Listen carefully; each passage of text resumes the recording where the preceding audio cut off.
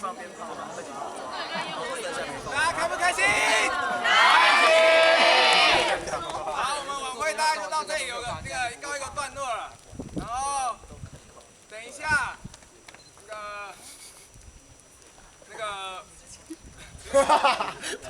等一下还有宵夜给你，你们饿不饿？